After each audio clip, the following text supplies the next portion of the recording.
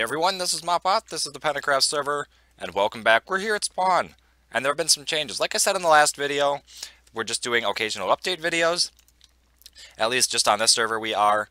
And there have been some things going on around spawn, both of my own and of other people's, like this right here. This is actually Ezio's new house. In the last video, he had another awesome modern design, but he said it was way too big, and so he tore it down and built this one, which also looks really cool and is a huge contrast to my hobbit hole across the street. So that's pretty funny that that is there compared to this. Very, very kind of polar opposites here, but still really, really cool. It doesn't really stand out that much. I think mine just kind of blends into the hill in a way where it doesn't pull away from that, and that doesn't pull away so much from this either, which is pretty cool. But then anyway, up here we've also extended the road off and added quite a few bits. This is Bobblebrain's shop. I don't remember if this was in the last episode or not, but he's selling bones and arrows. So he's got a skeleton farm over at his base coming up this little path. Then up here we've got the cow farm, and this is actually where I relocated all my cows to. You can see there's no more up in the pen up there, but if we come up here and you hit the button, you'll see all the cows start jumping up and down. Go ahead and breed them.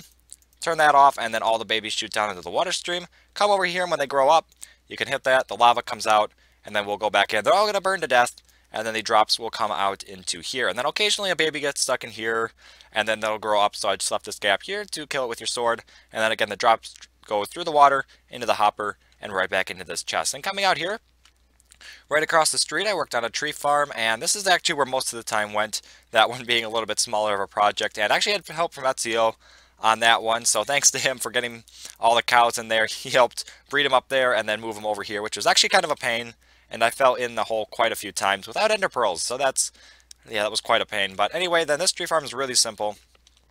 Usually that would be grown, but I just recently replanted this, but all these will be grown, and then they can't grow higher than 7, which is when the big trees start to go because of the glass right there. But you would cut down the tree here, jump up, and then go across. So you collect all the wood, and then you can just leave all the leaves here. They'll all decay, and the drops go down into that hopper there and into the hoppers right there. I probably, in retrospect, could have done this a little bit smarter and just put one line of hoppers in the middle and then put water on that side and have it all shoved into the center, but it's not that big of a deal.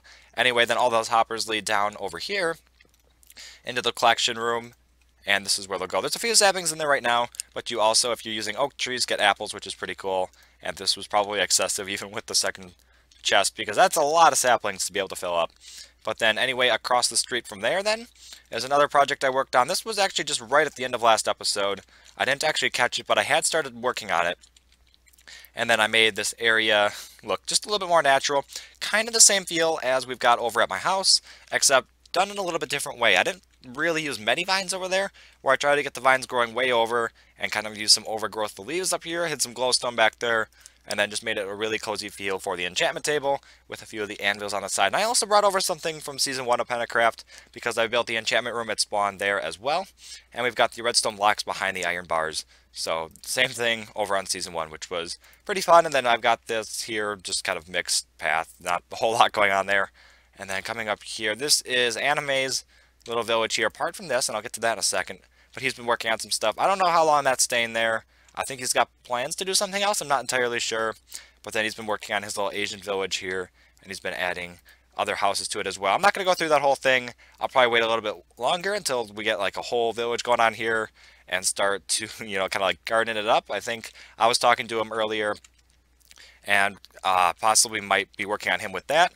So then we'll get this whole place looking pretty natural, kind of probably along the same lines as what I've done at my base, but maybe just a little bit more organized and fitting the theme of his build a little bit better.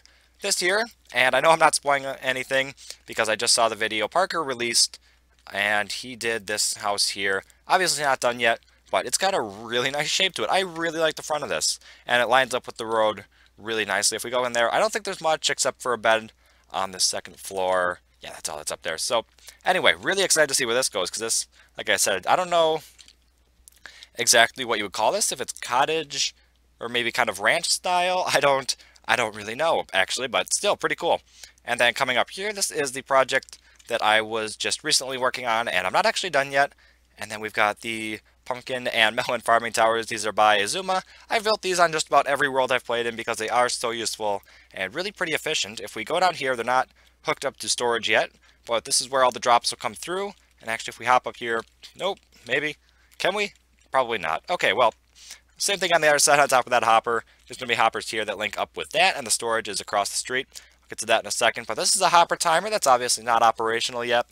And then every time this redstone block goes over this redstone line, that's going to go. There's pistons underneath that block here, and then this one as well. Repeater's on the other side then, so we'll just get the 2-tick pulse from this repeater. It's going to put it into this torch tower, and then the 2 on that side, and it's going to push all the pistons, and then all the drops are going to come down into the middle here, and go into the hoppers for across the street. And we can kind of maneuver our way around back here. It's pretty messy. I can't wait to cover that up.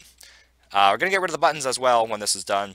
But for now, that's just how I was testing it. Don't want to do that at the minute, because then we're going to get a whole ton of drops in the middle that are just going to be sitting there. But then across the street is where the storage is going to be. And then we've got hoppers that'll go along the back into the chest. And then there'll just be a little staircase to come down. So we'll do, melons on this side? And then pumpkins on that side. Probably just 2 rows of chests. I'm going to try to finish that before the end of this episode. But anyway, there's not a whole lot else going on around spawn. I do also need to kind of decorate up this area here. You can see on the other side of these towers that I did some more kind of natural looking stuff here by adding some of the leaf blocks and some grass, and then some flowers as well. Going to do that for that whole empty area here so we don't have such kind of a plain look.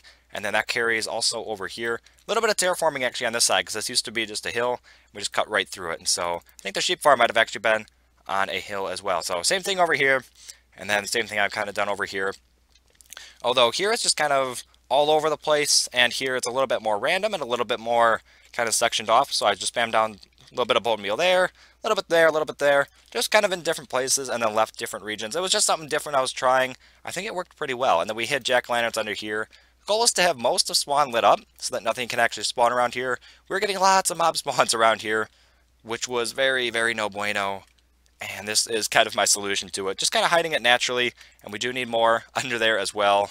So hopefully that'll help with that, because that'll be really useful. Using a lot of jack-o'-lanterns around here, because they're just so easy to hide. And then I also, like I said, used a little bit of glowstone in there. So I'm just going to try to finish off the storage for this, and then this natural looking thing over here, and then we'll be right back. Alright, the area is now bone mealed up, and then we've also hidden jack-o'-lanterns underneath the leaf blocks, so the whole area is also lit up, and it looks pretty cool.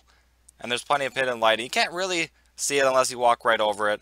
So, and then anyway, we also finished off the storage over here, and it is actually plenty dark during the night around here, which means that in here it actually illuminates, which is pretty cool, because we've got the jack-o'-lanterns underneath the chest, so kind of hidden, and then we get this kind of glowing effect from it, which I think is pretty awesome. And it is pretty simple, but it just dips in from the road a little bit here, comes on down, and then we have melons over here, and that's quite a bit of melon.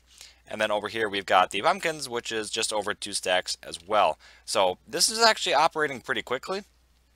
We've got about 3.5 stacks of items down in that hopper clock. So this is going to be firing really quite frequently, which is pretty awesome, because then we're going to be constantly getting lots of items to go into here. And this actually took quite a bit of wood. There was a lot of hoppers. There's a fair bit of chests, and then we also used quite a bit of wood in decorating it. So that took a while, and with the reason why it took quite a bit of time in between these 2 clips. And Anime was just over here using the tree farm, so it's a good thing that we actually got that out of the way before he needed to use that. So anyway, if you have liked this, go ahead and subscribe for more. But anyway, this has been Mott, and I'll see y'all next time.